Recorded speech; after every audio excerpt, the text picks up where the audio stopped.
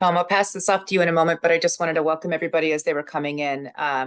Hopefully, sorry for the delay. We just had a little bit of a link mix up. And so we've fixed that now from a technical perspective. And Tom, why don't I pass it off to you to kick off the meeting?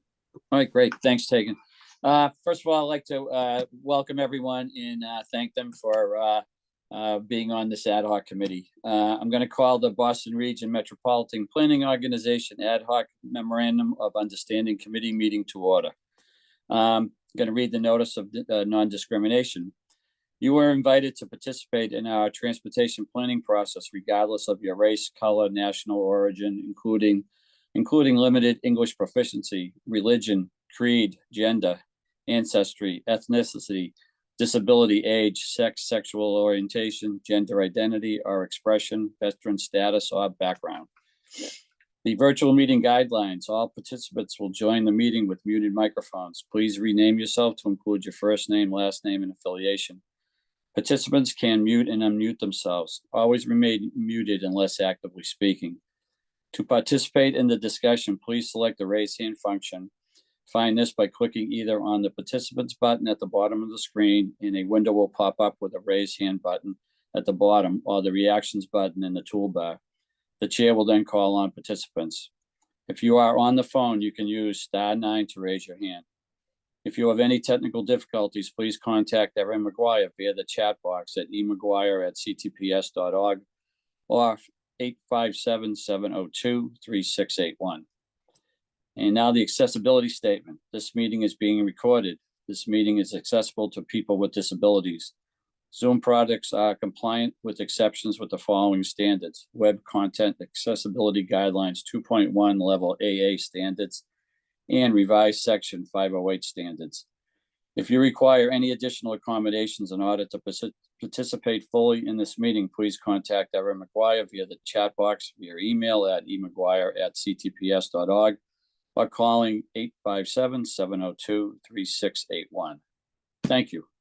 So again, I'm Tom Bent. I'm chairing the ad hoc committee.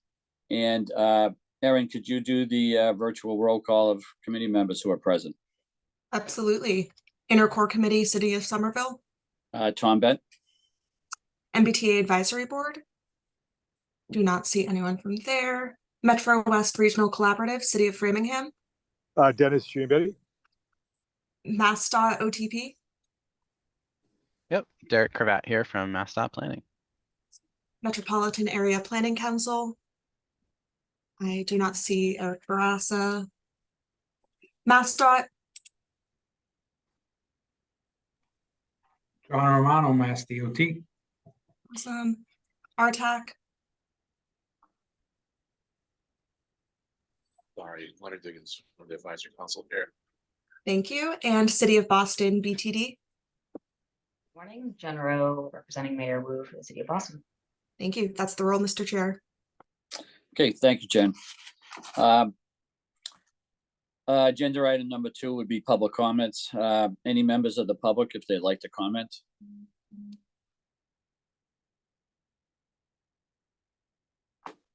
I see one, Jim Nee. Thank you for recognizing me, Tom. Hello, everyone. My name is Jim Nee, and I am the administrator for the Metro West RTA. I'd like to make a brief public comment regarding the federal review and the MOU review process that's being undertaken by the Boston MPO. First and foremost, I'd like to thank all of our partners on the board, as well as the dedicated staff members of CTPS. Every single person we have worked with has shown time and time again how much they care about the needs of public transit. This is appreciated, and my comments cannot be registered without noting that here at the start.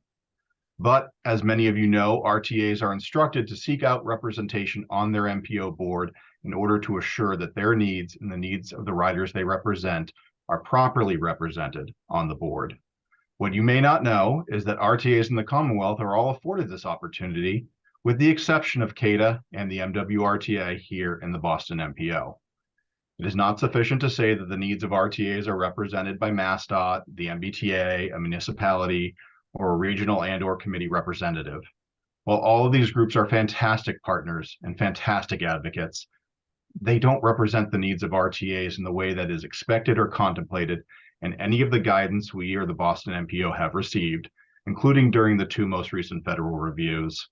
I kindly request that during the MOU review process, the Boston MPO consider again direct representation of some kind for the RTAs and the Boston MPO board. I, for one, am willing to consider all forms of direct representation. Thank you for your time and attention to this matter. I truly appreciate it. Thank you.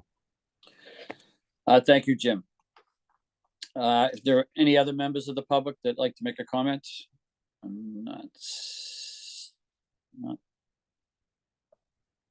Okay, I'm not seeing any, so we'll move to agenda item number 3, the purpose of the committee. I'm gonna hand that off to Tegan now. Thanks, Tom. Welcome, everybody, and thank you for your comments in the public comment section as well. They have definitely been noted, heard and noted. I wanted to give my own welcome to the committee. I'm the executive director of the Central Transportation Planning staff to the MPO. Just to really emphasize in this first agenda item, the role of this specific committee in the process for getting to a new version or an updated version of the MOU.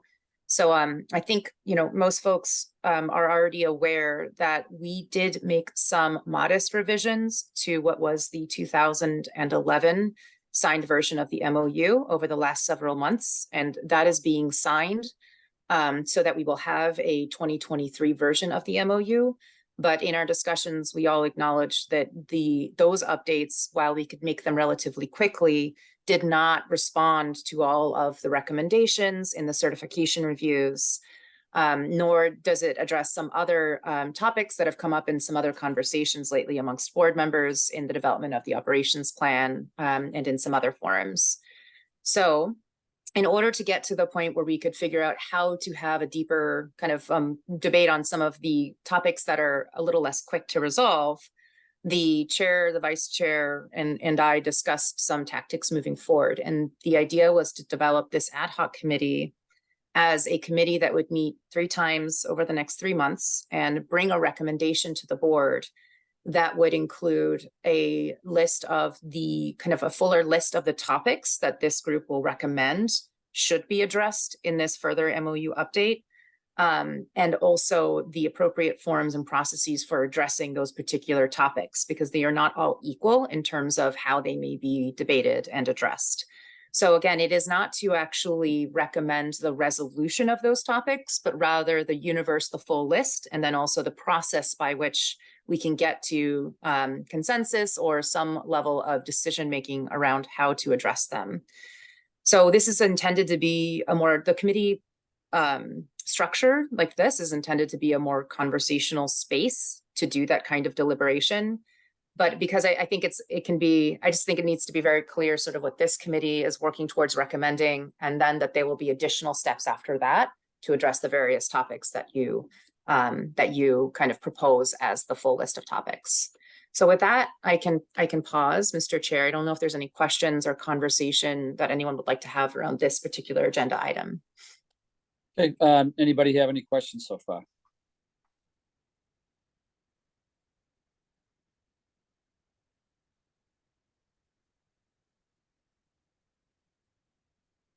Okay, I'm not seeing any, Tegan, so do you want to move on to agenda item number 4? Sure.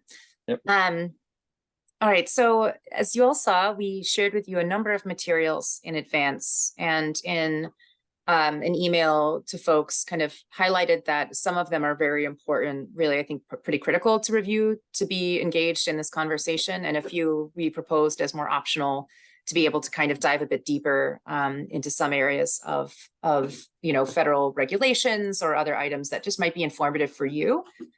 With that, while there are, I believe, about 6 items that we posted, more or less, I wanted to focus in on running through together. The bulk of this meeting would be running through together 2 kind of key pieces of those advanced materials. One is the summary of the last 2 certification reviews, the recommendations that are specifically related to MOU updates or in the governance sections of those federal certification review final reports. And the other is to walk through an annotated version of the MOU. That's a start to highlight the different topical areas where updates would be proposed to be made by this committee if you agree on those. So those are the two areas I wanted to focus on. But before I do that, I'd like to just pause and ask if anybody has questions about or wants to bring up any of the other items that we shared with you. And that was just trying to make sure that everybody was aware of the operations plan, federal regulations. We also shared an opportunity to do some training, if that was interesting for folks to better understand kind of the basics around why MPOs do what they do from a governance and funding perspective. So before we dive into those materials, Mr. Chair, I can pause there to see if anybody wants to bring up any of those other areas or make any high-level comments first. Okay, Tegan.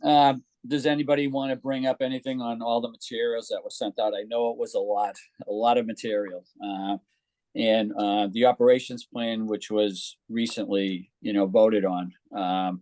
So, you're probably a little bit more familiar with that, but we had the actual MOU, the transportation and planning certification review, the transportation management area planning and certification review, the ops plan itself, and then the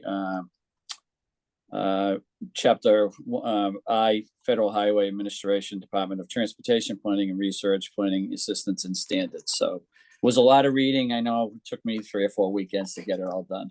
But does anybody have any questions at this time or comments that they'd want to make on this?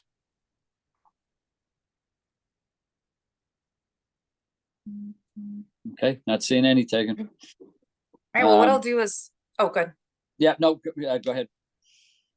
I thought what I would do is share the screen to walk through the first of the two areas I said I would focus on. So I will share my screen, and that will be the summary. So rather than ask you to review and reference the entire report, the two reports that were the federal certification reviews in 2019 and 22, we created a 2-page summary of what the recommendations were in those reports that were sort of relevant to this particular conversation.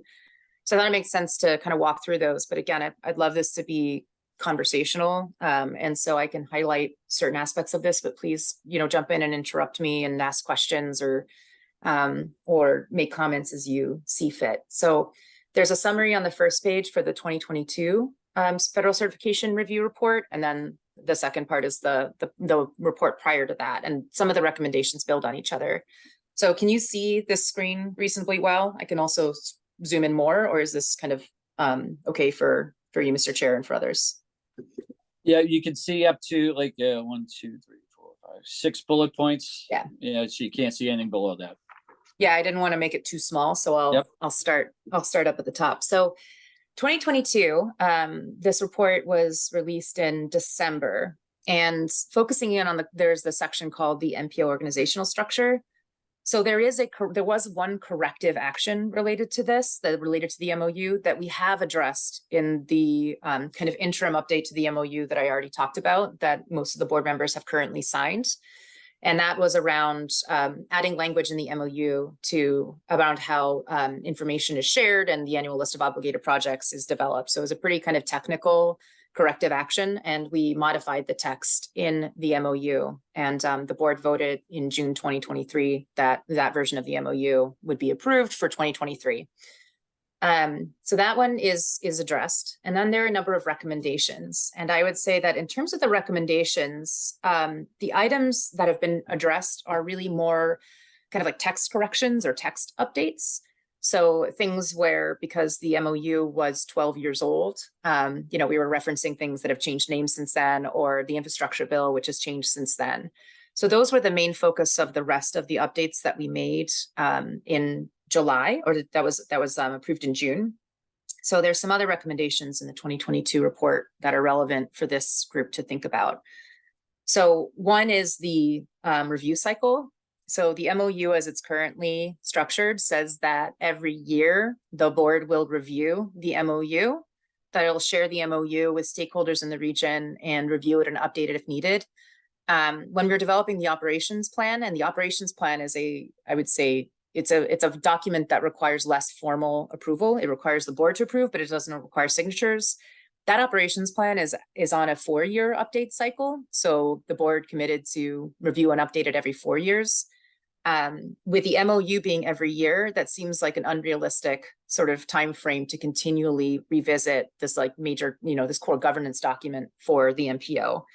So the feds in their report recommended coming up with a review cycle that makes more sense in terms of logistics. And perhaps we could also lay out a bit more detail on the process that is expected in terms of updating the MOU. So that's one area. Another area is kind of digging in and looking at the operations plan relative to the MOU and really deciding which details belong in the MOU, which is a document that's probably updated less frequently and has all the signatures of the board seat holders, versus the level of detail that go into the operations plan, which is a more detailed process-oriented document and can be updated a bit more easily in the sense that it just requires a board vote and not sort of a bigger signature process. So the two documents can serve different but supporting roles, and we can go through the MOU and really figure out how to balance out that level of detail. The third item is an item that you did just hear about from Jim Nee, and that is to establish how the interests of the RTAs are represented on the board. This has been recommended for more than one report. I don't recall now actually if it's 2 or more than that, but at least in 2 reports, this recommendation has been in the report. And I was actually on the board, I recall, the last time we went into detail discussing this proposal. And I think it wasn't entirely clear to board members at the time, kind of exactly what the intent behind the recommendation was. And I think that's clearer now. So this RTA representation topic needs to be kind of fully debated and decided upon by board members. So the next bullet is around updating more of the text. Again, much of that has been accomplished in this last minor round of revisions that we made. There's also a recommendation around adding information in the MOU around how the information is shared for financial planning and particularly for FTA funding. There's some language in there around highway funding, but less around FTA funding. And our federal partners are recommending kind of considering being a little bit more clear around how that occurs.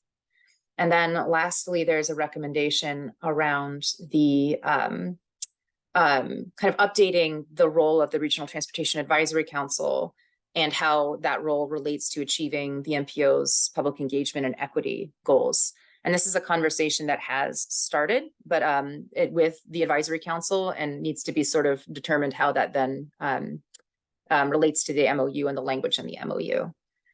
So in addition to those recommendations, I'll just highlight that there was an item in the narrative that didn't become a recommendation, but it's in the same kind of governance MPO operations section that's worth, I think, folks thinking about in terms of updates potentially to the MOU or the operations plan. And that was an acknowledgement that MPO board members and stakeholders had expressed an interest from our federal partners' perspective in understanding kind of best practices or other practices even just across Massachusetts and nationally. And so we've worked to do some level of orientation and training with board members, especially new board members, but that there's more that we could be thinking about doing as staff, but also you all as board members to kind of expose our board to those kinds of different practices across the country. And that could potentially be codified or written somewhere in the MOU or the operations plan, but there's not a specific recommendation as to address it that way. So that's a quick summary of the 2022 recommendations. If you'd like, Tom, I can pause there and see if there are any kind of questions or comments in any of those areas. Or I can finish and go through the prior report as well, and then see if there's more conversation to be had. Why don't we continue, and then we'll see if the people have questions at the end. Okay, that sounds good. So just walking through then the 2019 report, there are some parallels and there are some things that are a little bit different. The recommendation list here is a little bit shorter in the area of organizational structure or operations or governance of the MPO. So a few recommendations in this report. The first one to highlight is that there was a recommendation to explore updating what's called the MARPA formula. So for those that aren't aware, MARPA is a statewide association of the regional planning agencies in the state. So in the Boston region case, that's MAPC. And then in the other regions, typically the MPO is actually part of the staff of the RPAs. So the regional planning agencies across the state are supposed to agree on a formula and propose a formula to the state for how to distribute the funding that goes towards the capital programming of the MPOs across the state. The challenge, so this is something that could be continually discussed in this update to the MOU, but the challenge is that this is not a Boston region issue. This is a statewide MPO issue. So it's something that some of the MPO managers across the state, we've been talking and working together and trying to work with the MARPA directors to advance a process for looking at these formulas. But again, it cannot be resolved by one region and one region's proposal. So I just wanted to note that the MOU does have reference to this MARPA formula, and that it only actually states the outcome of that formula, which is the percentage of the funds that are distributed to the Boston region. And this recommendation is outstanding and out there. So I just want to kind of acknowledge that, but not necessarily task either this committee or the Boston region MPO with trying to solve that directly themselves. The next recommendation that I am thrilled to say was complete was to develop the operations plan. That's something that's been required in the MOU for quite a while. And as of July of this year, the board approved the operations plan, which has a lot more details around kind of process and how the work of the MPO is done. There was another recommendation that has also been addressed to some degree, although it could be revisited and continually addressed, and that's around looking at voting procedures for the seats on the MPO to make sure that there's kind of engagement and kind of diverse representation in the region.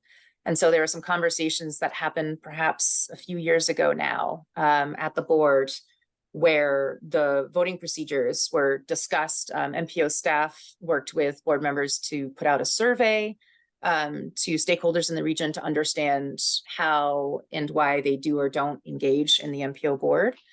And there is some modifications made to how the sub-regional representative seats are voted on, and that language has been incorporated into the operations plan.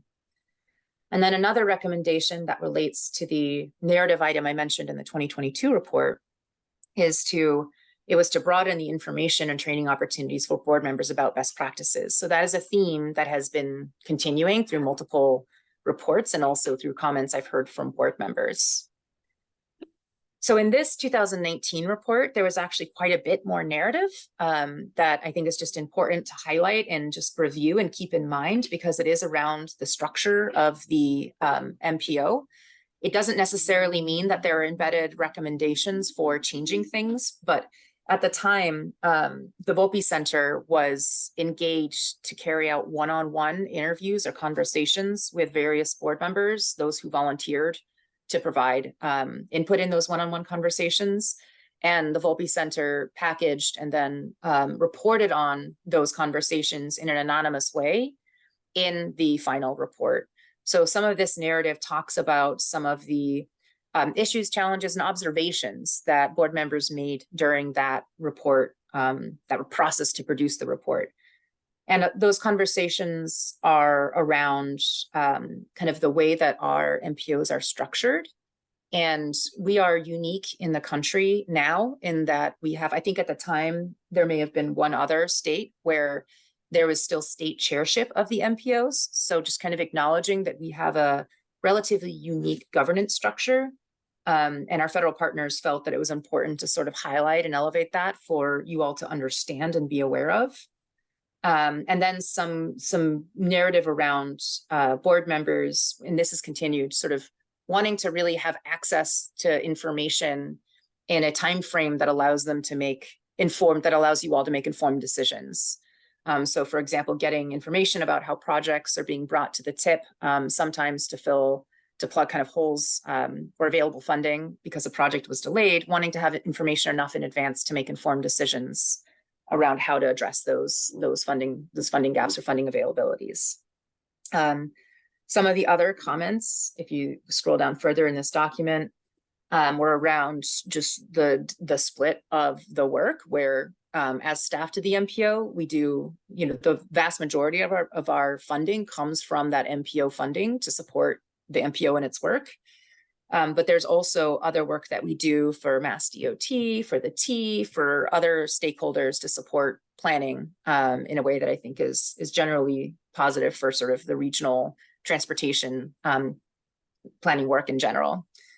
And then the last kind of comment in there was around the seats and sort of the lack of turnover and perhaps the lack of kind of representation for some parts of the region on the board, and asking, again, the MPO board members to think about their voting procedures and kind of the diversity of representation on the board. So that is my, not too short, but it's much shorter than reading, I think, the full document summary of what was related to governance and operations of the MPO. And I'm happy to pause there, and we can talk about it or ask questions or whatever you like. Tegan, thank you. Yeah, when Tegan and I were talking about this, I thought it was important to have especially 2022, but the 2019 certification review, because that was when, the Volpe Center did come out and interview many of the board members and brought up, some of these issues. So at this point, does anyone have any questions or anything that you think we might have missed, or things that you would want to see added to our review at this point?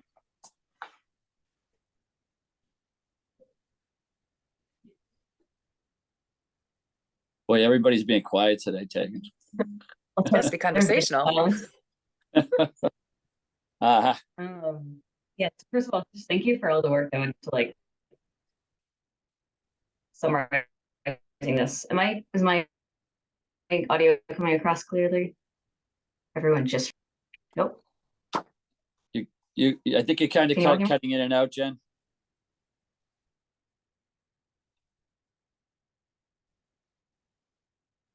Cutting in and out. Okay, You're cutting in and out yeah. So maybe if you turn off your video, it might help.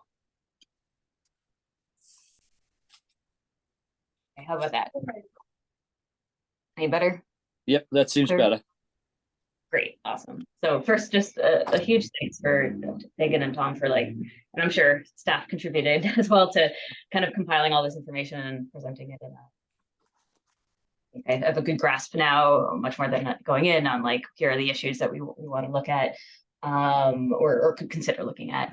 I just had one kind of initial question.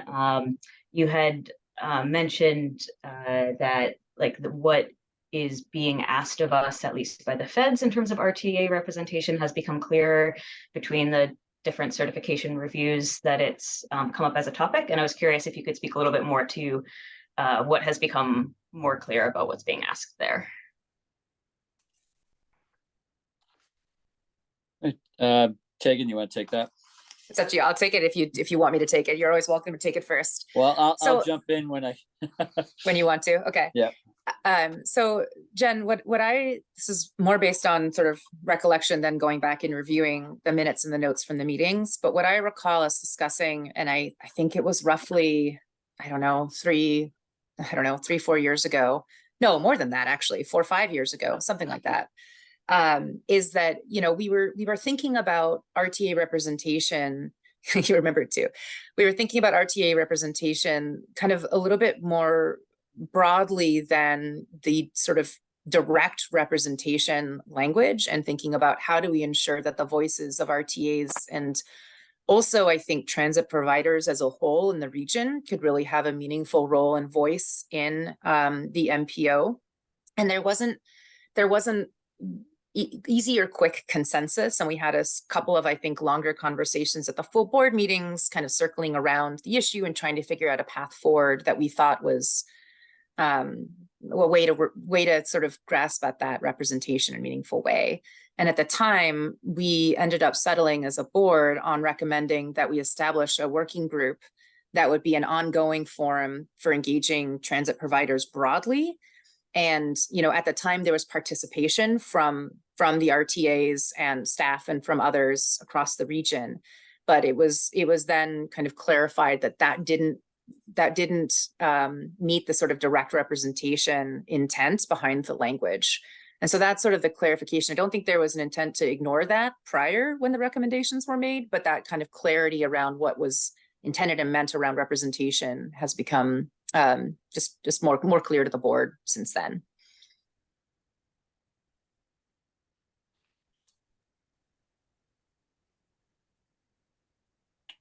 Jen, does that answer what you were asking about? Your chat says yes. Okay, great. Yeah, and on, you know, that subject, I remember having all those conversations and taken out of the working group. Were you finding any like consensus from the RTAs about what they were looking for? I don't remember now. It's been a little while. Yeah, the staff who used to lead that initiative has actually left, and that's why we've been on hiatus for a little bit. But Yeah. I think, Annette, you may be able to recall and summarize some of that. Sure. So we did form a working group, and we had tried to structure it such that one of the RTAs would then represent the interests of the RTAs and the working group as a member of the board. And that wasn't something that satisfied the direct representation of RTAs on the board for the RTAs themselves. And so we did continue the working group, though, because it did add value. And people have been missing it since we have been on hiatus. We're about to form another working group meeting coming up. So it will be returning, but we haven't had the staff time to do it since then. But it then became divorced from the issue of representation of RTAs on the board. Okay, thank you. Anybody else have any other questions or thoughts? I think we have Dennis's and Len's, and then Ken's hands went up, I think in that order. You all can correct me if I'm wrong. Yeah, thank you. I did a couple comments if I could. I wasn't going to talk on the RTA, but I will. I guess the topic came up, but I do think that's the topic that we need to revisit again. That I think we more or less kicked the can down the road a few years ago because we couldn't get a real clear consensus. But I think now maybe things may be a little more clear, and that we need to address that as a executive committee to handle that. But my other comment, maybe you can talk a bit about the governance, because we had some rather lengthy discussion in the operations plan around the chair and membership and so forth, which kind of talks to the whole notion of the governance that the Fed's certification process. Maybe you can talk a little bit about what the discussion was during the operation plan, because the operation plan does address some of those. So I think talks about the chairmanship, how it gets elected, and so forth. Right. Yeah. So the chair role is set in the MOU as the Secretary of Transportation, and the designee of the Secretary of Transportation is at this time the Executive Director of the Office of Transportation Planning. So that is set and not voted on. That's established in our MOU. The designee isn't established, but what the operations plan did was clarify a little bit further the process for assigning designees and alternates for all of the seats on the board, including the chair and the vice chair. What we also did in the operations plan was provide some more detail around the election of the vice chair. So the MOU has language around who can be nominated for the vice chair. I believe it's limited, and I could be just misremembering off the top of my head, but I believe it's limited to regional agencies or municipal representatives. So the intent that would be, not a second state represented seat, but a regional or a municipal represented seat. And we provided some clarity on how that seat is elected on an annual basis. And then what's still missing is in the MOU is it's more vague on committees. And it just says that, committees can be established. So in the operations plan, we established more of a formal process for establishing committees, the slate of committees, and how the chair can be designated by the chair of each committee is designated or is approved by the chair of the board. So I think those were the different elements that we addressed. Does that answer your question, Dennis, or did I miss something there? No, that's good. Yeah, thank you. Okay. Hey, Sorry. Len, Hey, thanks, Misa. Sorry for the background sound. Were you gonna say more, Tom, before I start? go ahead. Man, so I hate to be the person asking kind of like this fundamental question. I mean, I'm not really questioning our reason for being here at all, just trying to understand.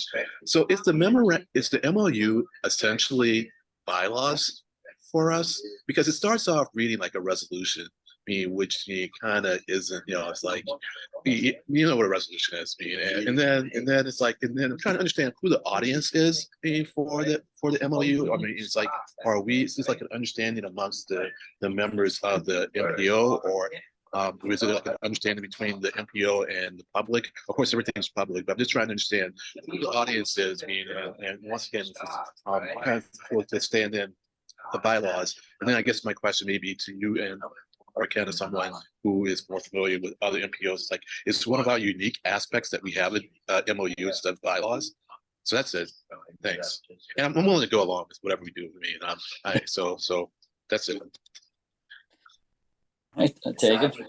Yeah, I can try to answer, and Ken certainly might have more some more framework to add to it.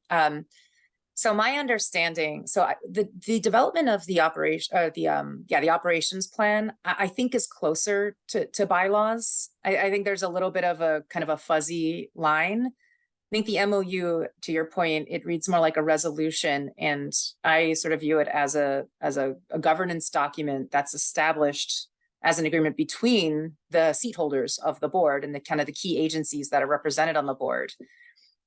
What's interesting though is that it's also a governance document. I'm sorry, I have a cat under my computer that is just bouncing around.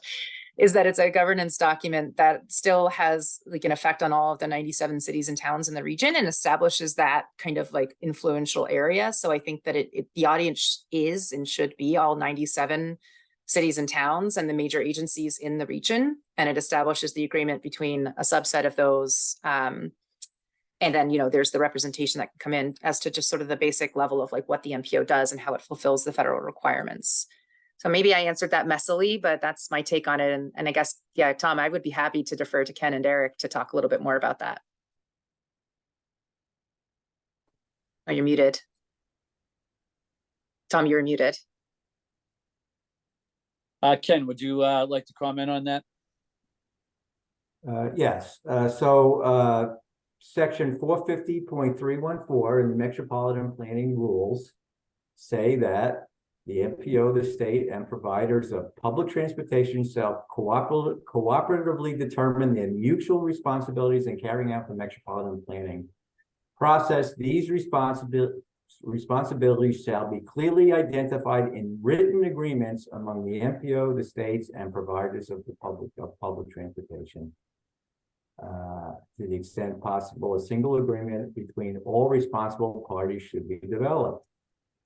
It's a requirement that there be a document that describes the planning, how the metropolitan planning process is organized in each region. And there also is a requirement that that it should be periodically reviewed and updated to reflect changes. So these are the planning regulations. So we can call it what we want. It just needs to do what that just said it should do, right? Okay, gotcha. Thank you. It needs to be a written agreement. That's good. Yeah, and like to Len's point, whether it's an MOU or a some other type of document, the feds aren't requiring it one way or the other. It's up to us. And I guess years ago, and again, I don't know when the first MOU came to be, but that's probably the way that they planned on doing it. 1974, apparently. Yep. That's when I graduated from high school. Let's see, Derek, your hand's up. Yeah, thank you. I was just gonna add some additional context as well that, Len, I think part of your question was what other MPOs do. And can partly answer this too, but yeah, it is a requirement for all MPOs. So we have similar MOUs with all of the other MPOs in Massachusetts between MassDOT, the relevant RTAs, and then the other MPOs. And just practically speaking, part of your question, I think too, is how we use it and who the audience is. I mean, when we have questions about process, if there's a question about, chairing or what the, procedures are for certain things, whether it's, making information available, we'll often consult the MOU when we have questions about that. So, just as far as like, thinking about who's using it, we use it pretty often in our office in OTP to make determinations if we get questions about process and just as a tool for that. So that's one use case of it. And I just wanted to throw that out there from our perspective. So thank you. And Derek, the other thing that I think makes things a little bit easier now is now that we have an operations plan.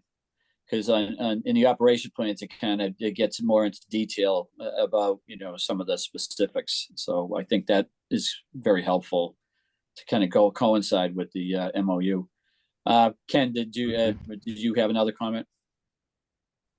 So about the transit representation, I just want to read the actual recommendation, and that is work cooperatively with Metro MWRTA and CADA to ensure that they are represented on the board in a way that is satisfactory to all parties and satisfies the MAP 21 requirement for transit representation on MPO board. So it's not, so all parties means all parties, including the RTA. Thank you. Thanks, Ken. All right, any other comments, suggestions, or questions from anyone? Jen Rowe. Turning on my video, just what happened earlier. I really thank you, Len, for that question. It got me thinking in a different way. I was curious if one way to think about what we want the MOU versus the operations to be is that, like, is the MOU defining or creating an agreement and defining agreement around what the MPO is and what it constitutes and what its kind of mission or purpose is, versus the operations plan is like more like, as Len was saying, bylaws in terms of how the processes at the board meetings themselves work and what goes into preparing for those in terms of materials and notice and that sort of thing. Is that a good, accurate summary?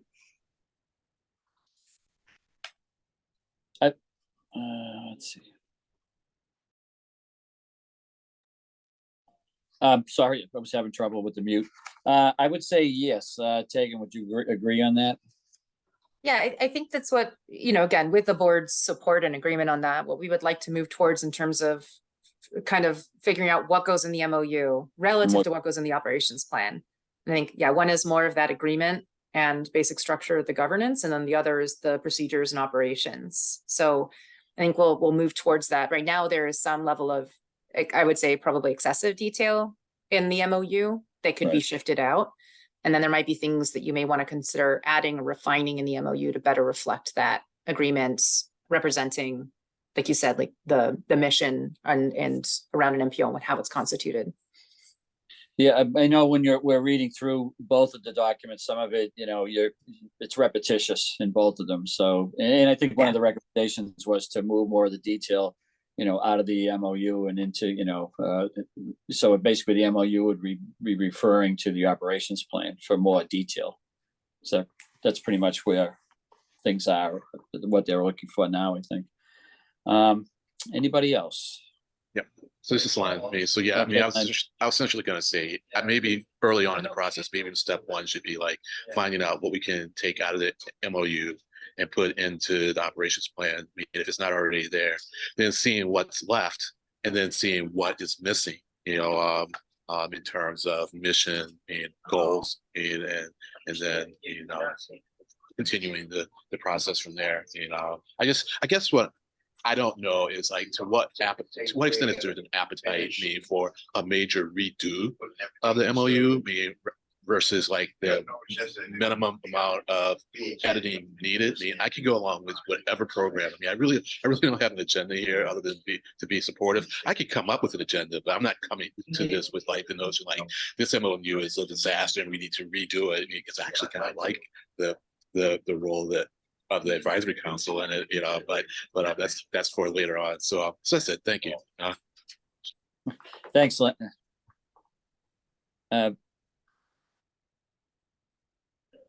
Thanks, Lynn. So actually, that might lead us into agenda item number 6, Tegan, looking at next steps. Oh, Right. actually, so the thought for this meeting, so to Len's point, you know, as staff, we don't know yet what the appetite is Right. of the board, this committee in recommending, and then the full board in terms of the scale of updates to make. And so to kind of to move, we had reserved a longer meeting time this time because we thought it might make sense as well. There's an agenda item, I think it was 5, I'm sorry, I don't have the agenda in front of me, to actually walk through the the other aspect of reviewing the materials that we thought we would do is actually visually kind of walk through the annotated version of the MOU. To Len's point, it's not the big picture, like how much appetite there is to rewrite it, but it sort of grasps at all of the different more, I would say, modest and required and or recommended from other forums updates that we can make to the MOU. And by walking through those, then the next agenda item would be to look at a combined list of the topics and have this ad hoc committee look at that and say, that looks like, you know, a reasonable list of topics. We think some things are missing. It's at the right scale or the wrong scale. And then at the next meeting, we'd start to get in more to the specific processes, because I think some of these can be driven by staff, you know, writing edits and proposing them back. And some of them need a different kind of deliberation, I think, such as, you know, the RTA representation item that we've been talking about a lot already today. It needs a different process and format for having that conversation, coming to an agreement. So I was hoping next to sort of walk through the MOU, if that's okay. Yep, and sorry, I kind of jumped ahead on you a little bit. Yeah, because I know you have the, you know, it was, if we go through the MOU, we had a list of items that we know we wanted to bring up. So I think, yeah, obviously that's where we should go next. I think it was wishful thinking of wanting to have the meeting be shorter.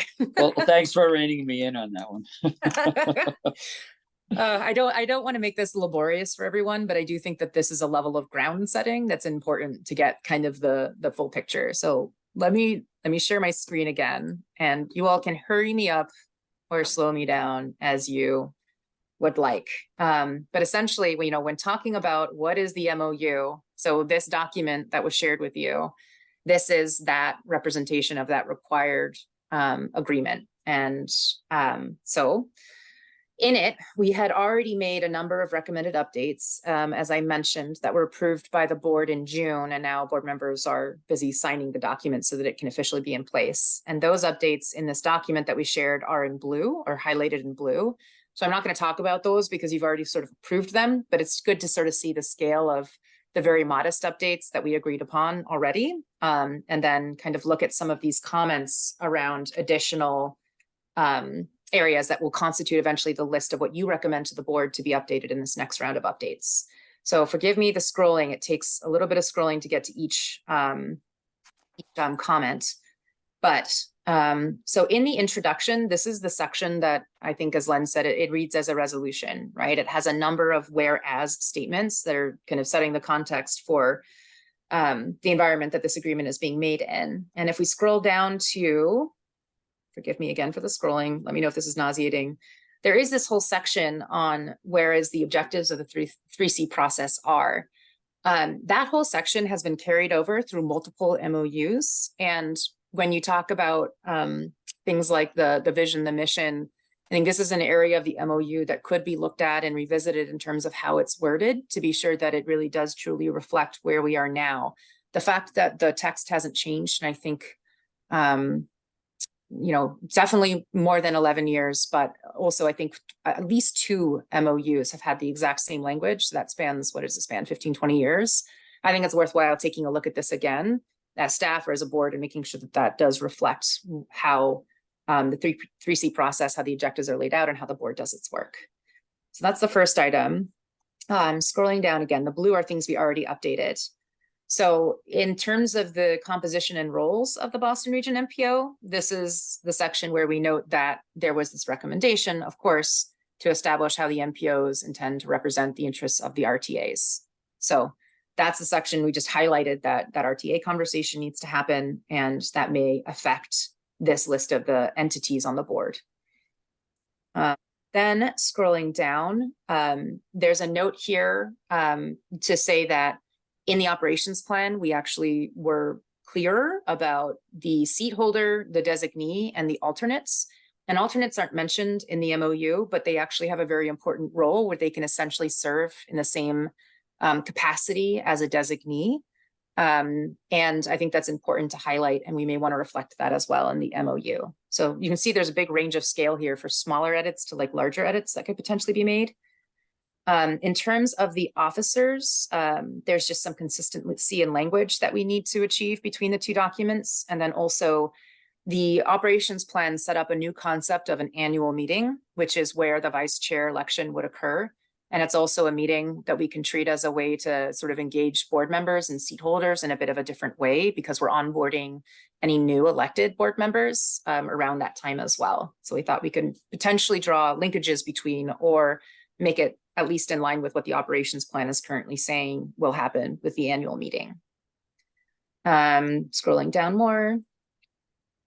So again, in this section around the Regional Transportation Advisory Council in the MOU, there's a recommendation to review it and update it to try to reflect kind of the current role and the vision of the role and update that. I'm not sure that that has changed for some time as well in terms of how it's explained or listed in the MOU.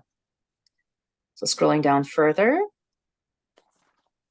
So there's some voting rule tweaks that we think we would like to make. There's been some ambiguity recently. There was a vote that was needed, and it wasn't clear whether it was exactly a vote on a certification document, which requires a 2/3 majority, or something that's not core documents. And so it would only require a half majority. And then there's also some uncertainty around what happens when there's even numbers. So we'd like to tweak and refine statement of voting rules, or again, where needed, details can be moved to the operations plan. So the third section is around the functions and roles of the MPO and its committees. So this is where we inserted the corrective action text around sharing information around the annual list of obligated projects. So that's been done. And there's some parts of this that we think we could refine to better meet the current practices and intent of the MPO. So that means in terms of how we are reaching diverse populations in the public, how we are considering geographic and demographic balance and fairness is how it's been proposed or said before, but I think we could refine that to better reflect the current practice and goals of the MPO. Continuing down.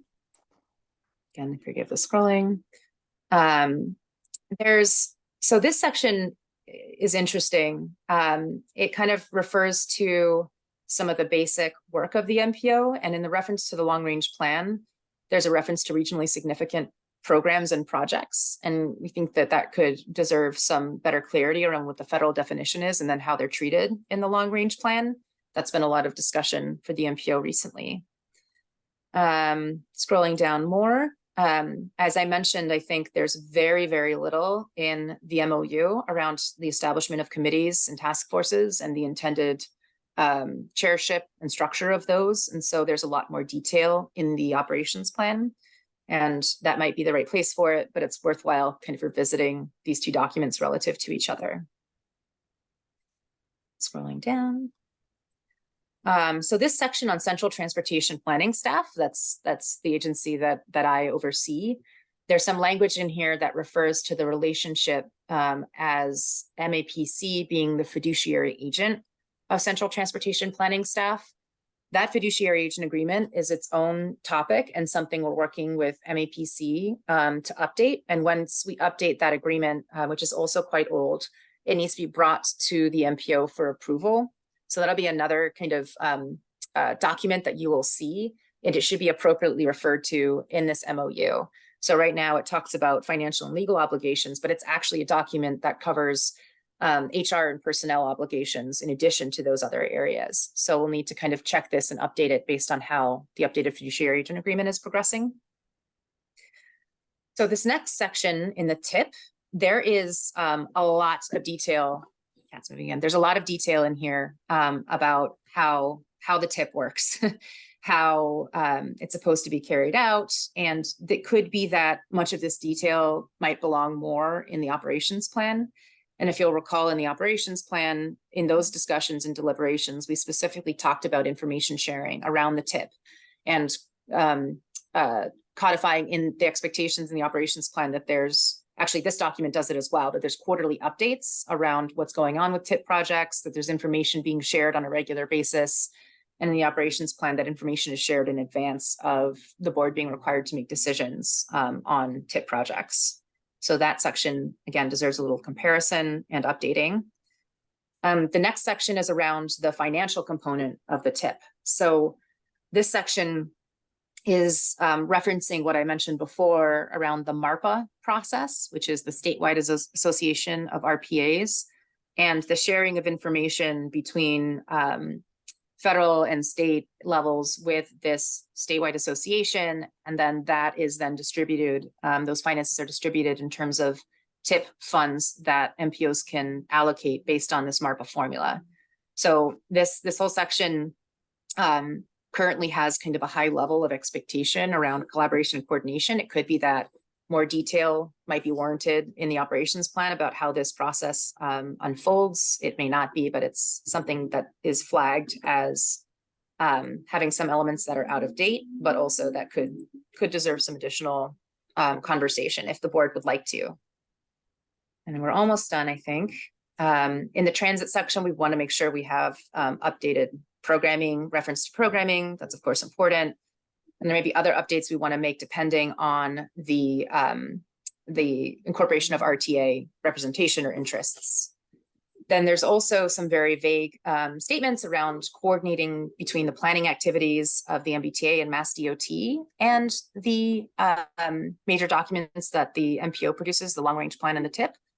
And there's not a lot of clarity about what that process looks like. And so there's a note in here that there could be some further conversation around how that coordination happens that could go into the operations plan, for example.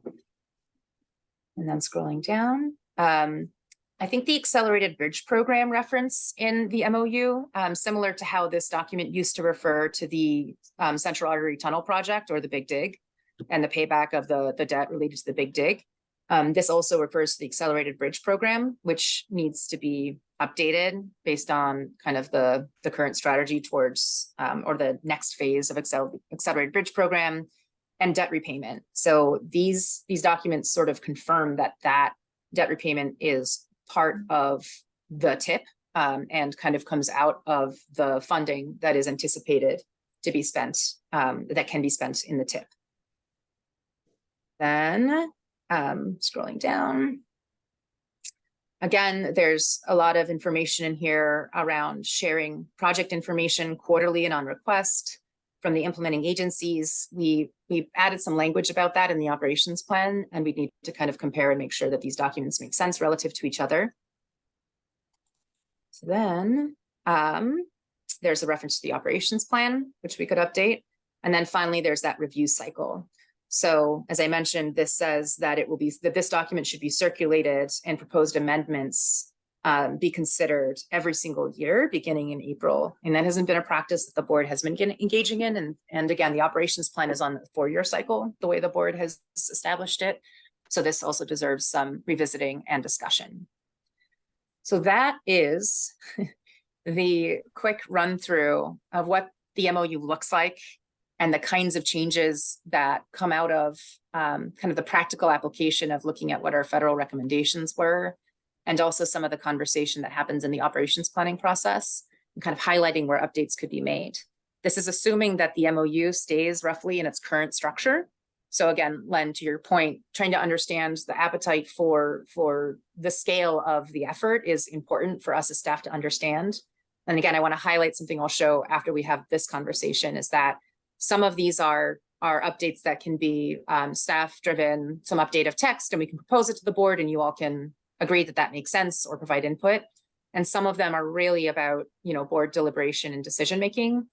And, I think it's also up to you all to decide how you want to recommend that happen, whether it be, somebody already mentioned an executive committee type format, full board format. mediation format, whether there's broader engagement of other cities and towns in the region. So that stuff we'll get to kind of after, as a group, this group sort of hones in on that universe of sort of updates and the scale of the work. So that's the area that I wanted to focus in on today to make sure that we all understood kind of that broader list. And I have a shorthand list of these items as well, which I can bring up as well if that's helpful. At this point, does anyone have any questions or comments? Len? You were upset. I used that with a small U, that people weren't talking, so I'm gonna No. take care of that Hey, now. Len, I can always So- rely so- on you. Yeah. So no, I mean it's some yeah, I'm getting a sense of the project, and yeah, I mean, well, we haven't done this in a while, and we probably wouldn't do it for a while. I mean, so I think we should think big, and really it doesn't mean that it has to be overhauled in that. I mean, our goals change. I mean, I think we have a good sense as an MPO, I mean, what our goals are. We want a document that's going to reflect that. And I would say what's going to be incumbent on staff. I mean, it's like, I think anything that's in the MPO that has like, we should do this. We really need to make sure that we have like a plan for doing it, that there are resources to do it, and that we have like timelines for doing it, and that fit in, with the MPO's general schedule. So if something's going to be every 4 years, it can't be in the same year that we do the LRTP. It has to be like the year after that, because that year is loaded up as it is, and so there's one, and as I said earlier, I mean, I think we should think about whatever can come out of here and go into the operations plan. But I think we're going to find some things can't really fit into the operations plan, and so it may be that's either an appendix to this, or something else, but I think ultimately, this document should have why we exist, who we are, / what we are, or maybe why we exist / what we are, and then who we are, and anything that has to do with how we do things should really be in operations, unless it just doesn't fit in operations, and then we need to find another home for it. And then finally, this should really be just one source of authority for any kind of information. So like when it comes to like voting or whatever, we should only go to one place for it. You can have references from many places to that one place, but it should never be like a place. There should never be a situation where we can have conflicts, conflicting information, and so and that's one reason I think like maybe the voting stuff belongs in operations, or maybe some other kind of document, but just only in one place. So that's it. Thanks for listening. Yeah. All right. Thanks, Len. Anybody else? Tegan, do you want to bring up that list that you talked about? Because that kind of hones in on a lot of the topics that you just discussed. And I saw Jen had raised her hand, but then it went back down sorry, again. I didn't see No, that. it was like right as you were saying something. Jen, do you have something? Generally wanted to second Len's appetite for being big, as long as, and again, I think like as long as there is appetite among staff to work on this and capacity at this time. I think it's been a while, and so I think would be useful to have that degree of like bigger picture thinking. Okay. All right, Tegan. Yeah, so this is after seeing that whole structure, which again, I appreciate your patience. I think it's useful just to remind ourselves what the structure of the MOU looks like.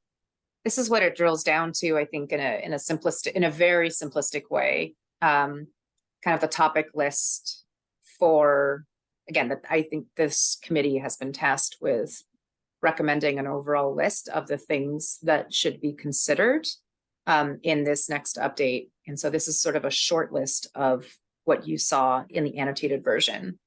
So there's a number of, as I mentioned, minor wording changes, but also to the point of kind of the goals and the purpose piece of it, really thinking about that section around the objectives of the 3C process, or rewriting that to look and feel a little bit different than that. There's the question about RTA representation. There's the update to the Regional Transportation Advisory Council section. There's some updates to voting rules or shifting those voting rules, into the operations plan and updating them. There's the language around geographic and demographic equity in selecting projects that I think deserves some attention and updating. There's the committee governance that is not present in this MOU, and it may be fine to have it in the operations plan, but just confirming that. The fiduciary agent agreement description being up to date, balancing out that level of detail. I mentioned there's this area, and again, this kind of comes from also some of the operations plan conversation where it's hard to really clearly define how the agencies are working together to share information and to sort of align the work. And so the more we can do to establish good pathways for doing that kind of collaboration, I think the more helpful it is for all the agencies involved. And maybe this belongs in the MOU, or maybe it doesn't. Maybe it belongs in the operations plan. But right now, there's this more generic language around collaboratively establishing the fiscal constraint and development of TIP targets, and then the target funding formula, and then also the PMT, SIP, TIP, and LRTP coordination. So those are ones that are sort of stated in there that will collaborate, but it's unclear what that means or what that looks like. And then, of course, the review cycle. So again, this is the shorthand abbreviated version of what you saw in the annotation. And what I'd love to discuss is, are all of these sort of, do you all agree that these are topics to consider? This doesn't have to be the final list. And are there topics that you would add based on the conversation we've had so far today that we should add for consideration into this list?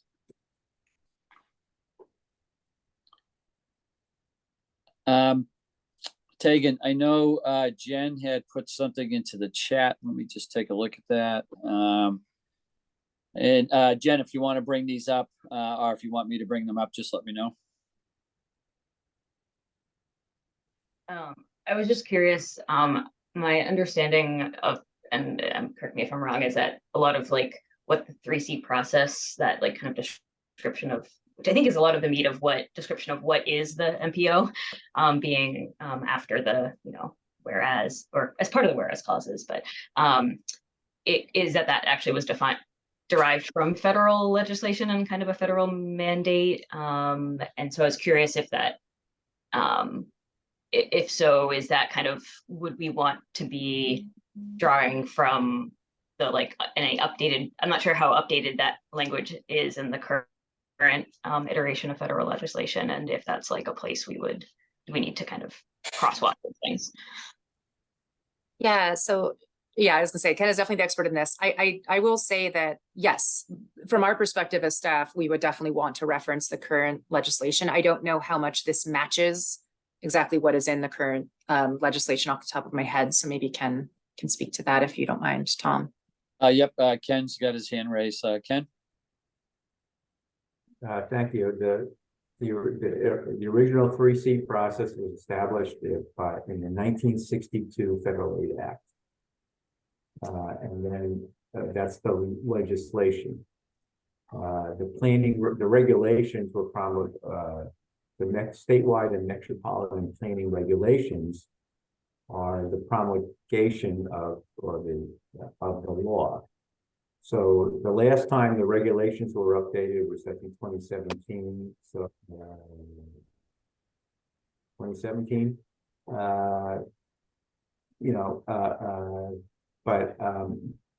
And that incorporated changes required by MAP 21 and the FAST Act. Bill, I couldn't tell you if Bill has any significant changes, but there is no, I can tell you the regulations have not been updated. So the regulations are what sort of are sort of apply still.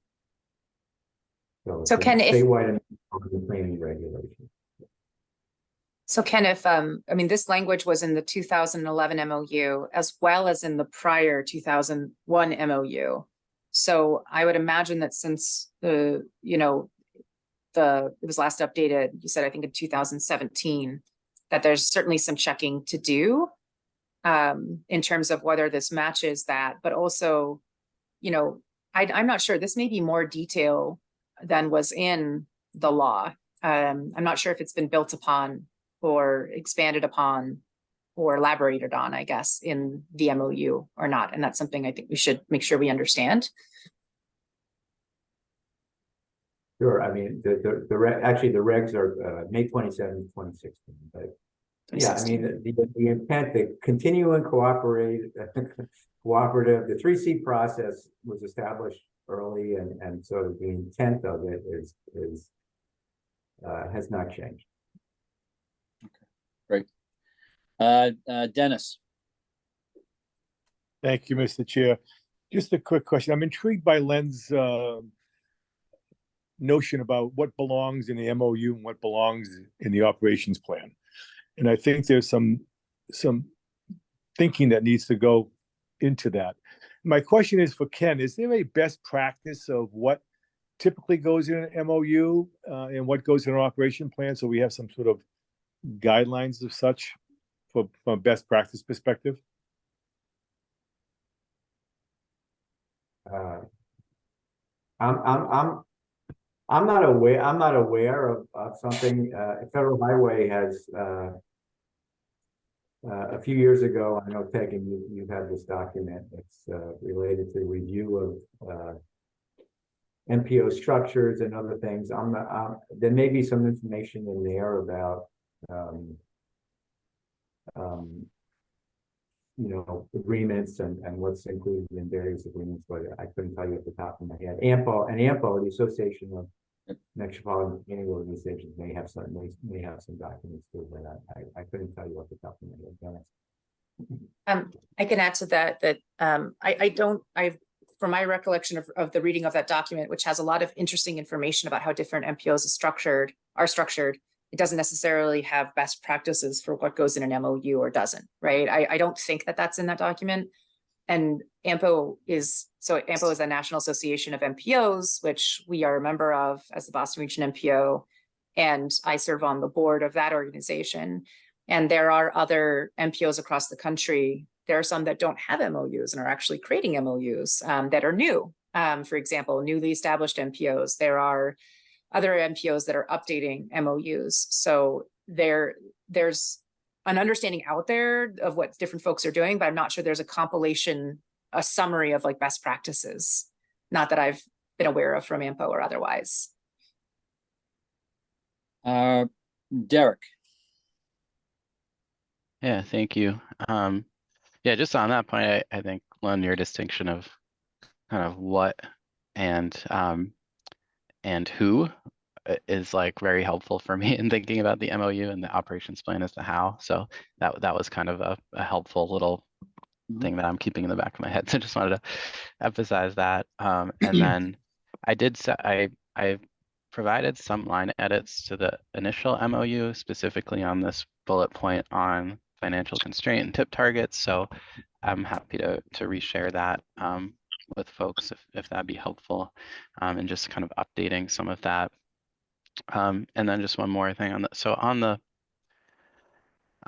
bipartisan infrastructure law question, I remember when the bill came out and we were reading it, there wasn't a whole ton of language on metropolitan planning and updates to that process, but something that did strike me when I was reviewing that was that I think it made mention of the diversity of MPOs and policy boards, and thinking about that component of it, and thinking about sort of the what and who on the MPO and things like that. You know, if there's specific language on that from the bill, that could be used to maybe, mention that as a priority in the MOU or elsewhere. I think that might be helpful. So I'm happy to try and track down that reference in the bill and provide that. But I just wanted to throw that out there for consideration, as far as how diversity gets factored into, representation and things like that, when it comes to the possible. Yeah.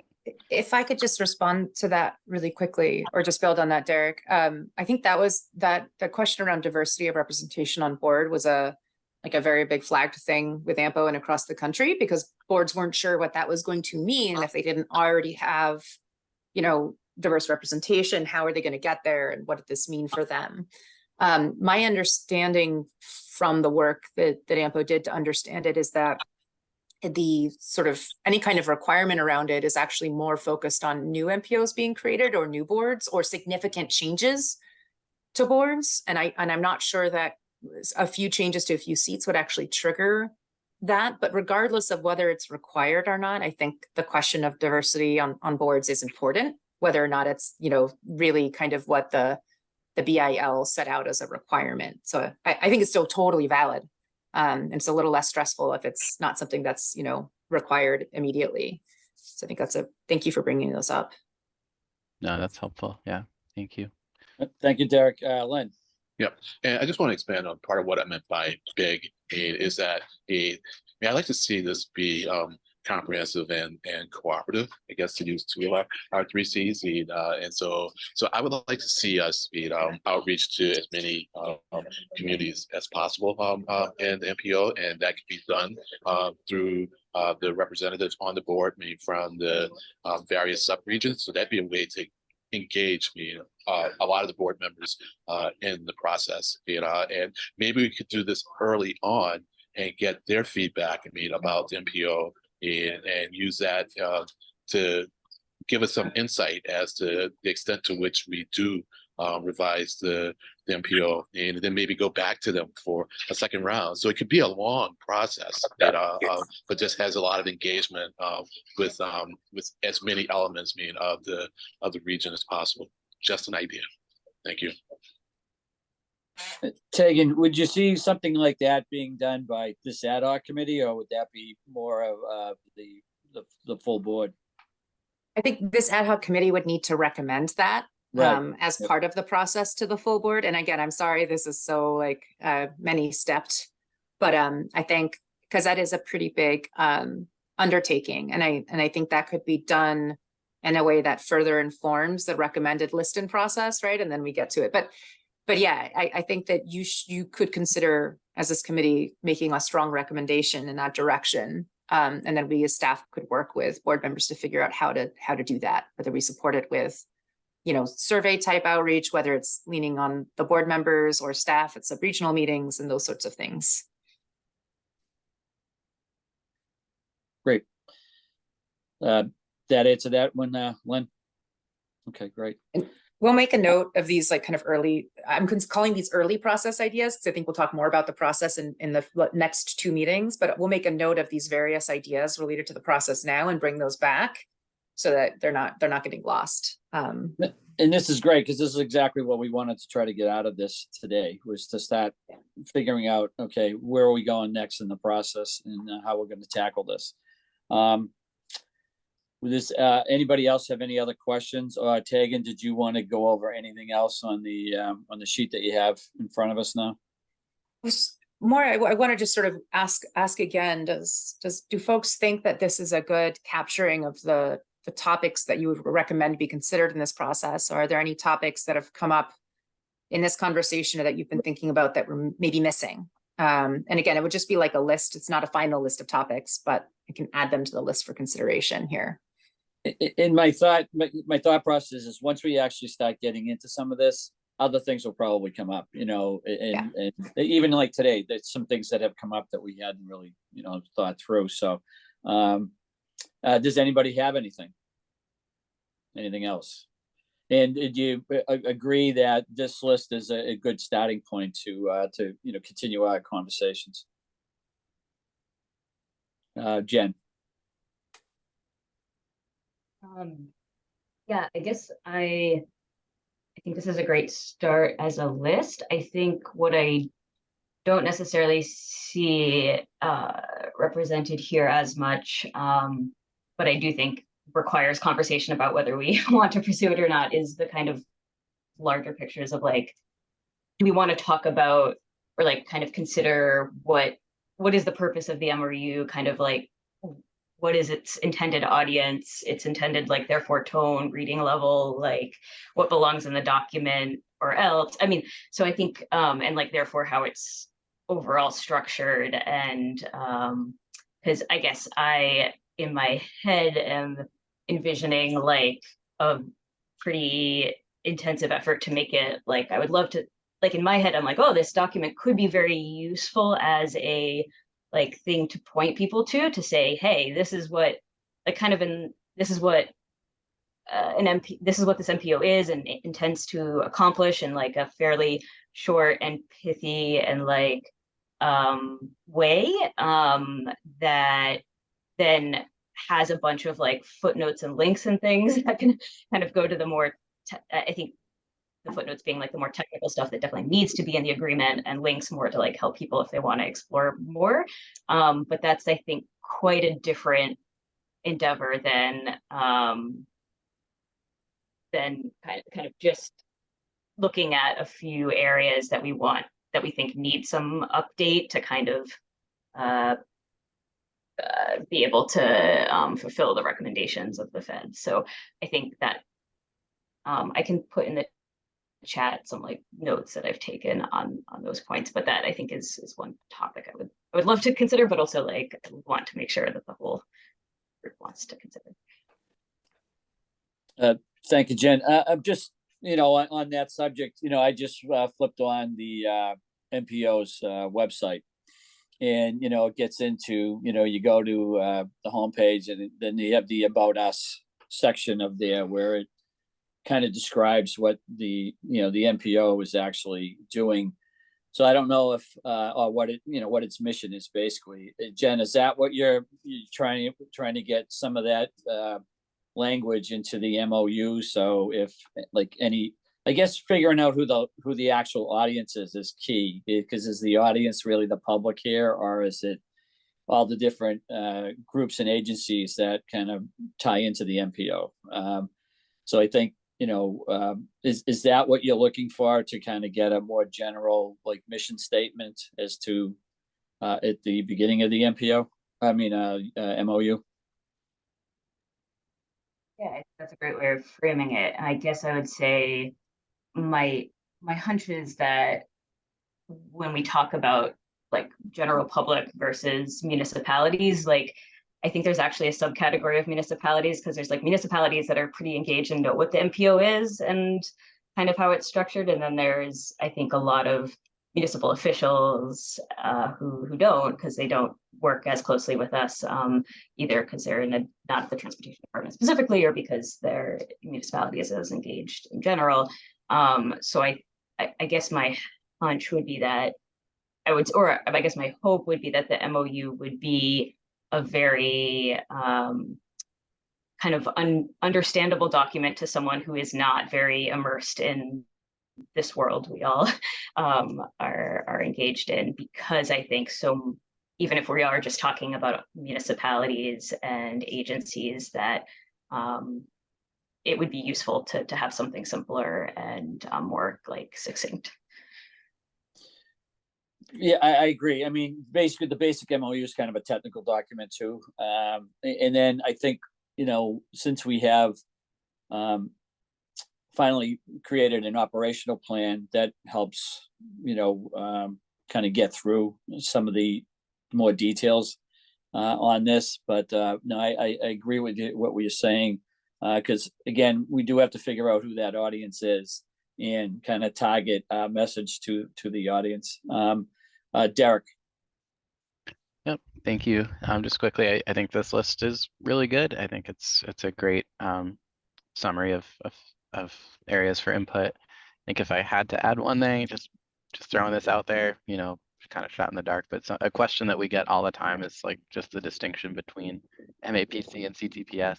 And I could always explain that, but it's like I don't know where to point to find that definition of who does what and their role in relation to the MPO. So I know that probably comes under the fiduciary agent partly, but I think maybe just a broader like description of the two agencies might be helpful as part of this. So just throwing that out there. But I've never heard that question before. That shocks me. Oh, really? Okay. No, Yeah, no, it's that's usually... sarcastic. Oh, No, that was sarcastic. That was so deadpan. Yeah, nicely done. Yeah. But this might be the appropriate place if we're gonna put it anywhere.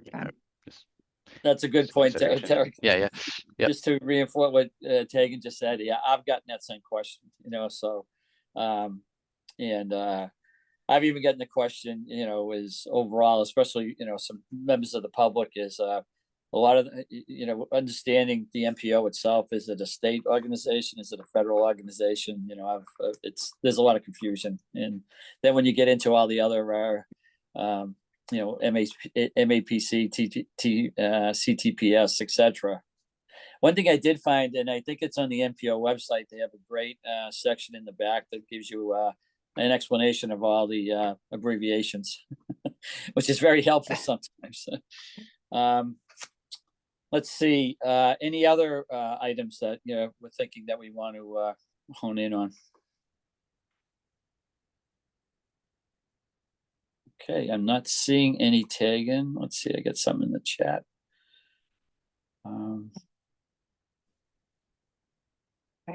Yeah, Ken linked to the document that he referenced earlier, which is it has interesting information about the different structures of MPOs. And then John, we can definitely get you a clean version of the operations plan. So that was another request I saw. I think that was direct to me, actually. So, okay. No rush. I was trying to find it. Maybe I just missed it. I'm sorry. No problem. There's been multiple iterations shared and linked. So, yep. I think in the last email, I think you included the latest one, I believe, Tegan. Might have been in the email. So John, we'll make sure that you have that. So it's easy for you to find. Yeah. And I think Erin, did you just send that out? Yeah. Yeah, just sent the approved operations plan in the chat. All right, great. Thank you. Did you want to go over the discussion about the process, Tegan? Yeah, so this is just to queue us up for the conversation about next steps in the next meeting. Didn't expect us to dig into this because we also need to kind of process the ideas that were represented in this conversation. But one of the things I wanted to just show you all is there's a way to start thinking about how we might talk about process in future meetings. If this makes sense to you, if it doesn't, we'll come up with another way to talk about it. But for example, you could pick out a number of the bullet points that I shared above and say some of these really work well as being staff-driven processes, where the process could be something relatively simple, like you see laid out here, where staff would review the text, do a redlined, draft track changes, edits, that those could be summarized for board members. It could be at an executive committee. It could be at a committee. It could be at the full board meeting. Right now I have it at the full board meeting because that's what we did with the operations plan. And then we could go back and make edits and then come with a final version for you all to approve. Like those processes might be relatively simple for some of these things, depending on how we go with how much of a structural rethink this is and what kind of engagement we do. That could definitely affect this. But then there are other topics like the RTA representation, there are different ways in which you might engage in that. And I just made a note here. I think Dennis earlier just said something about, there could be like an executive committee conversation. And Dennis, I'm not holding you to that as your idea, but just as an example, there are different ways in which those might be deliberated, which staff can help facilitate. But again, the decision-making, there really needs to be board driven, board adopted in a way that, if you want us to do research and we could potentially make recommendations, but I really see these as more in like the board, individual realm of kind of having those conversations and debating. So this kind of layout, is this sort of helpful to think about different elements with different processes? And you don't even have to have an opinion on that yet, but we'll use whatever input you give us now to help us think through materials for the next meeting. Tegan, on my end, I think it would be helpful, for basically the action items that you have here, having staff go in, review text, and then come back to us with recommendations, for that, or then we can have a starting point of a discussion on that. Len. Yeah, I'm fine with this. It's not mutually exclusive to doing something, more I'm going to use the inclusive word, but not with that big I, but just more inclusive of more municipalities, later on, so because essentially whoever we want to engage, we want to engage them, with us having done some work, so that we have something to put in front of them, and they can of course see, what we've done versus what was, but still make it clear to them that we welcome your input, we want your input, and your input can change how things go forward. And so yeah, I'm fine with this. Thank you. And just to be clear, this is, thank you, that's helpful. This is a proposal for a framework for you all to talk about the process. So, again, this would be you all kind of combine. This would be maybe a framework for making the recommendation to the board, is kind of setting it up like this, that there's some overall outreach, to your point, Len, that we could kind of lay out, that there are some items that have a process like this associated with them, and then there are other items that might have a different process, and you could recommend those then to the full board to decide if that's something that they all can get on board with. Yeah, and I appreciate you pointing that out, because that was the reason I kind of hesitated when it's my turn to talk, because the way Tom described it was a little bit different, and I was fine with that too. So okay, all right, good. Either way, whether or not that's initially how I understood it, that this would be something we present to the board. The impression that I got from Tom, and I probably interpreted what you said incorrectly, Tom, and with that, there would be some work that was done by staff along these lines before we then went to the board with suggestions for input. Okay, thank you. Yep, no problem, Len, at all. Dennis.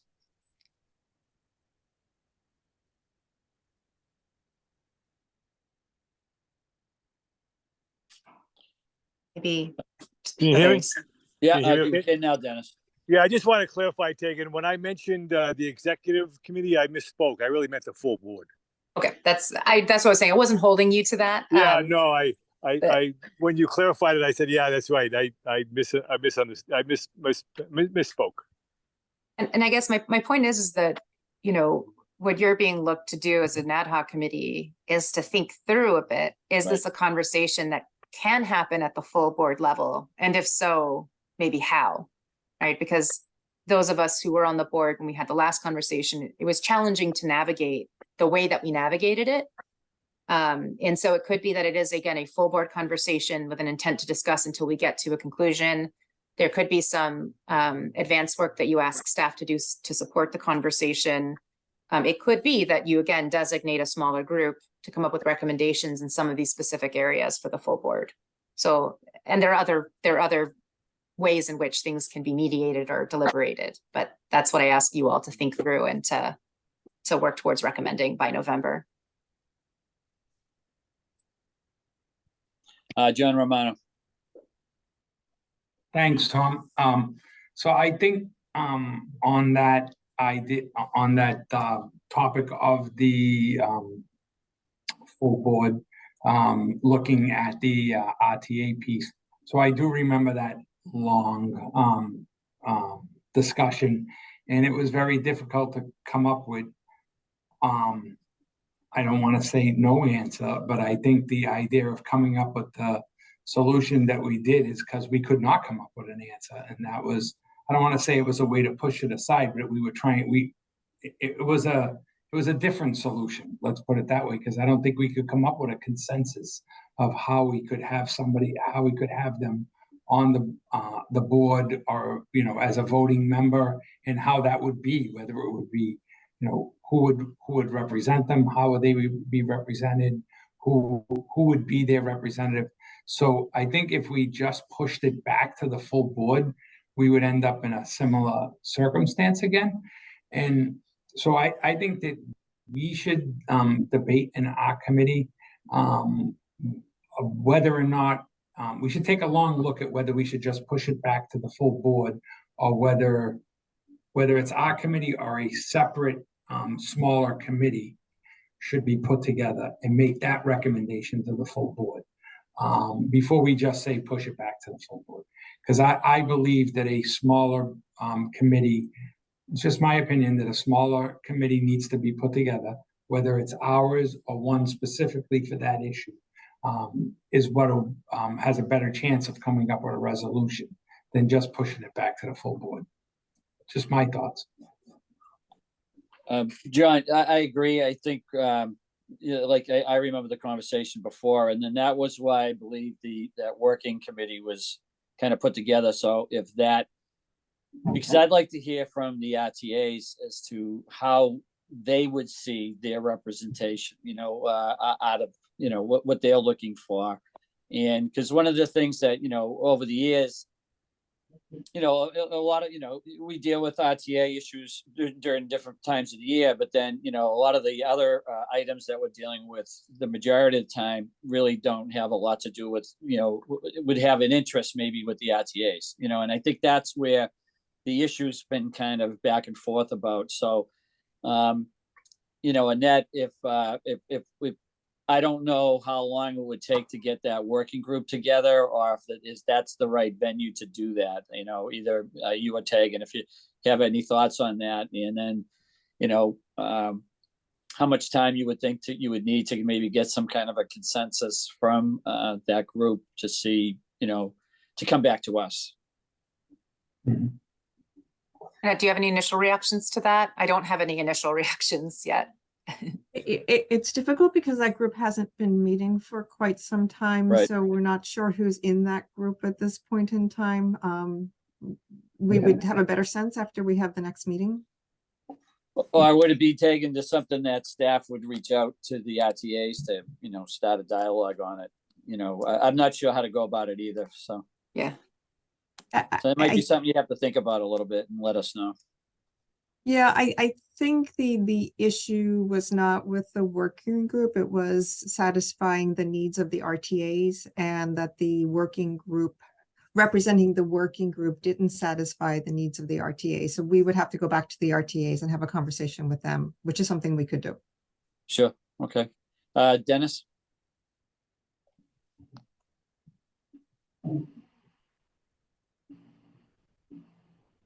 My hand is up from last time. Oh. Nothing further. Thank you. Okay, great. Okay, let's see, I don't see any hands up. Tegan, there were a couple of other things that we talked about that I was just gonna kind of bring up. And this was, is something that we should look at. Kind of looking at the board members and their, like right now, the board members don't have any real relationship with the MPO. And so one of the thoughts were having some board member representation at the MPO annual conference. And again, on that end, it would be looking, kind of getting out of our box here, right? And you go to the national conference and you're meeting with other MPOs across the country to get different ideas of what they're doing and things like that. So that was something that I wanted to see if we could, if it made sense to put into the MPO. And then another item was,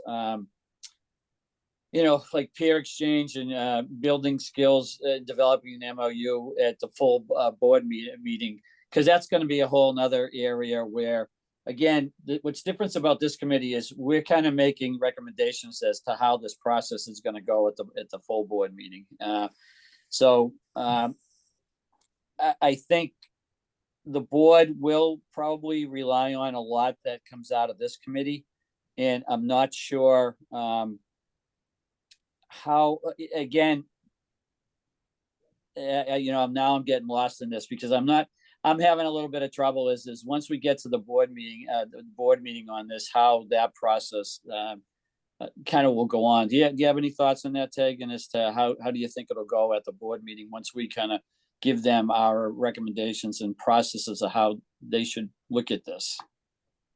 Yeah, I think if just an initial thought, and I'd have to think about it more, is that if, for example, if there's an interest in as I've heard today, an interest in looking at the structure of the document overall and sort of how it answers the who and what and less of the how, it could be helpful for you all to say that should be part of the process for updating the MOU, and perhaps that can be served by planning on a full board meeting at some point, or for a smaller committee to be formed, and that one of the earlier steps in the process is to have a conversation with either somebody who, like an AMPO type figure who has exposure to different MPOs and different MPO MOUs, or staff could gather a variety of examples of MOUs, although there are, there's over 400 MPOs in the country, and so that's huge.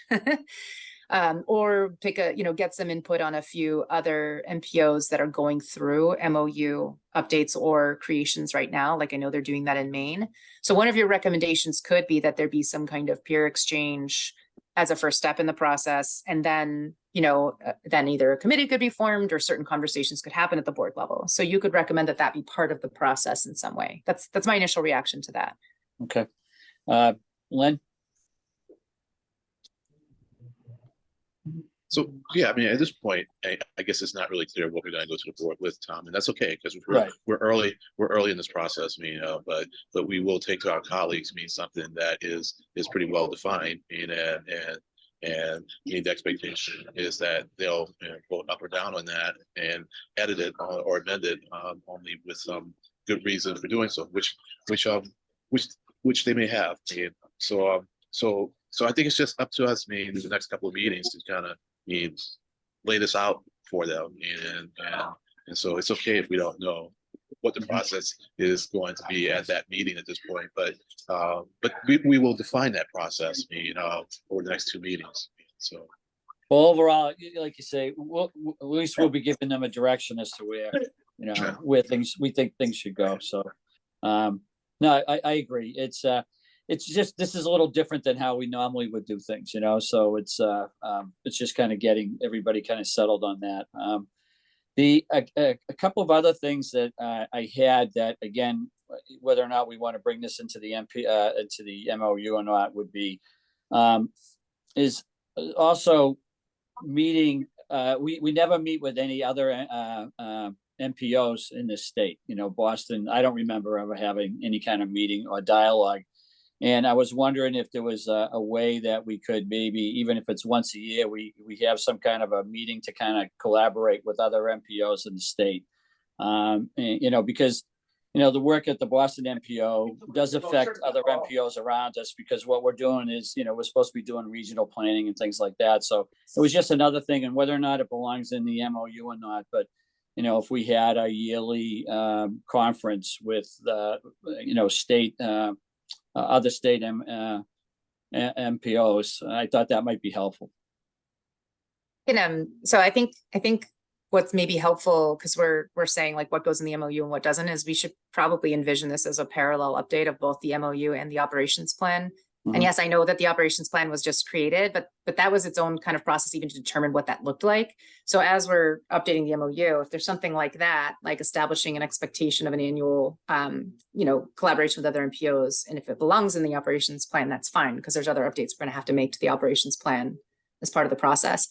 The statewide stuff is really interesting. I can add some detail to that, which is that the staff of all the MPOs meet on a monthly basis. Typically kind of the leaders in the MPOs across the state, and Derek knows you're very much part of this, as are our federal partners.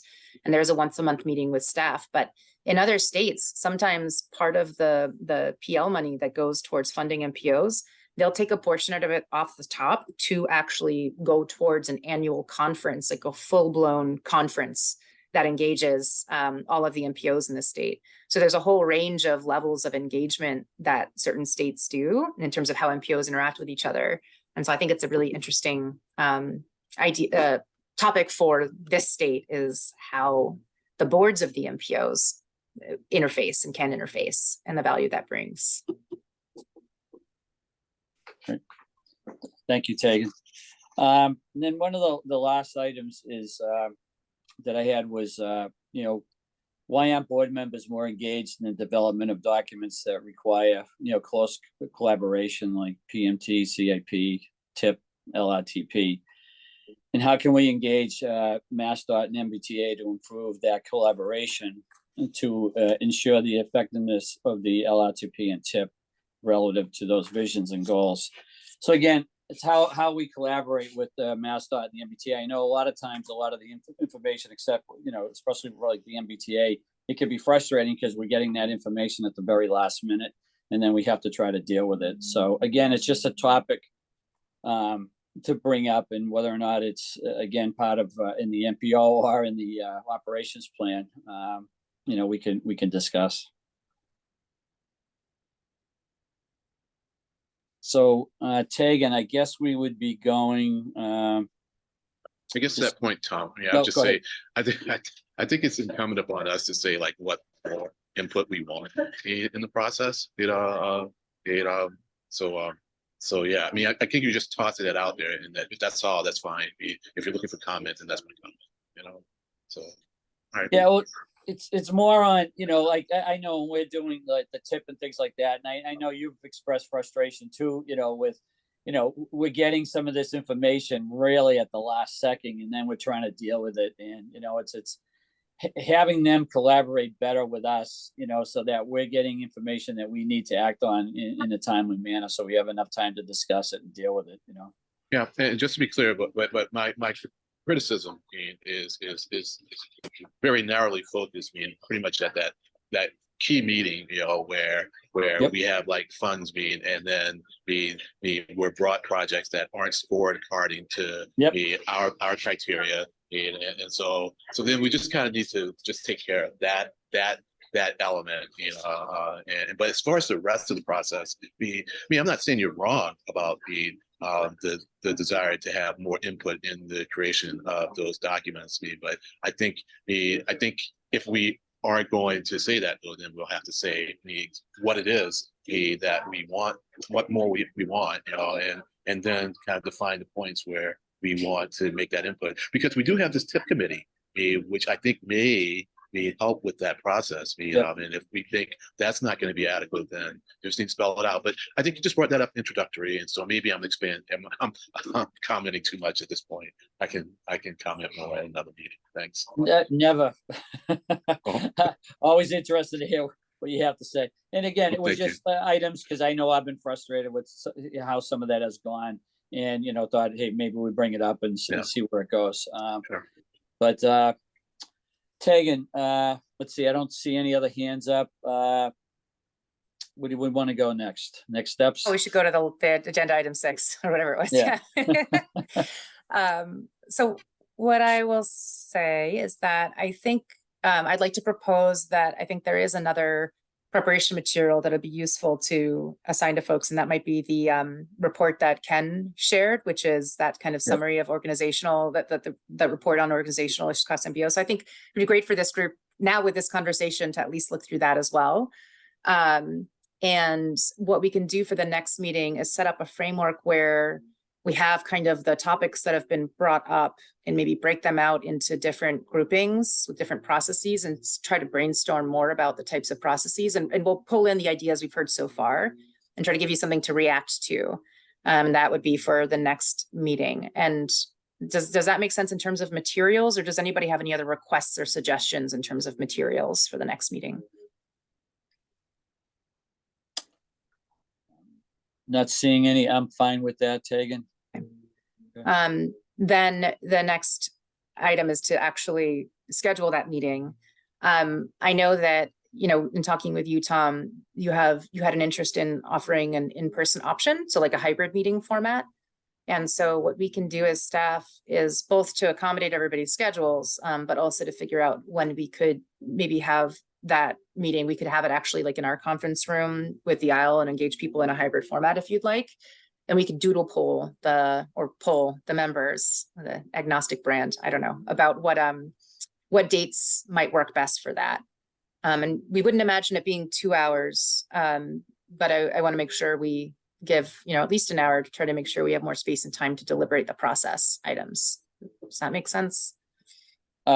Yes. Anybody have any comments on that? We were going to send out a doodle poll and with some dates and things like that too. And then the hybrid option, I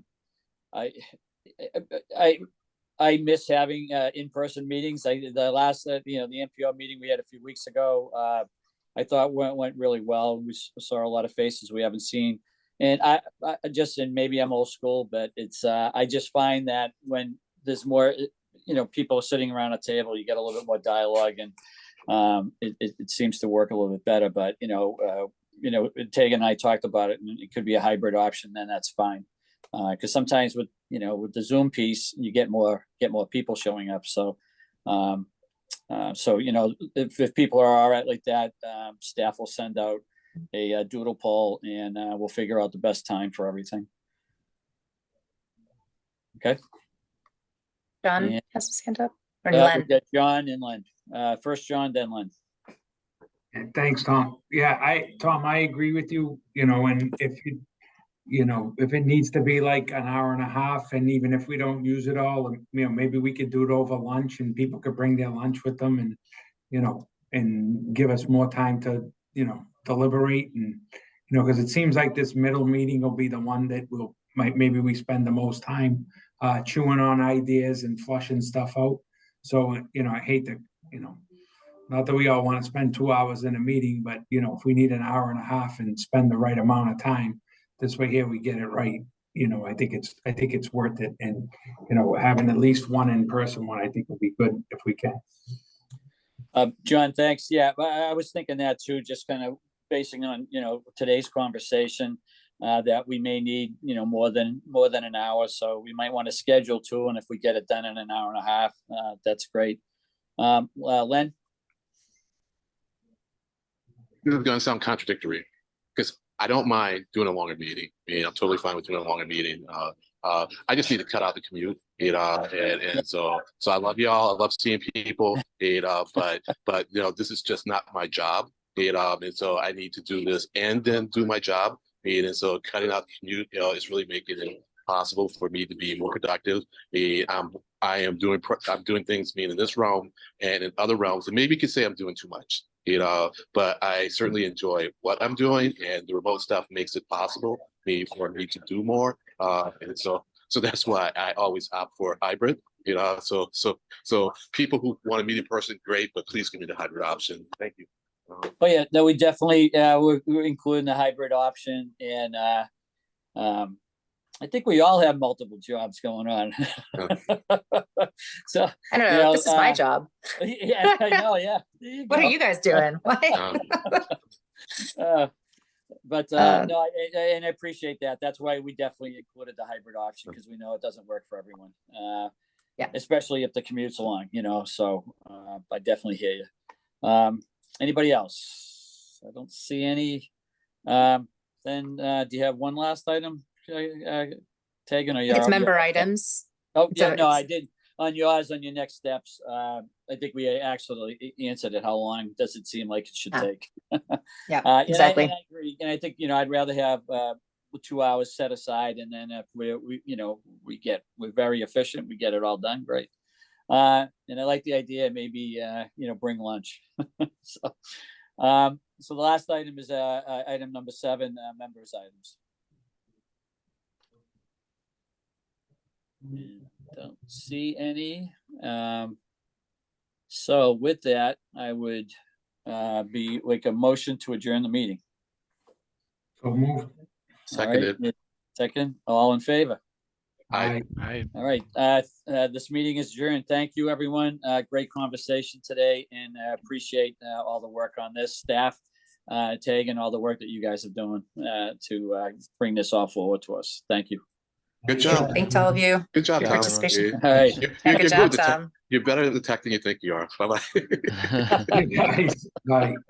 Here. Thanks, Thank everyone. you.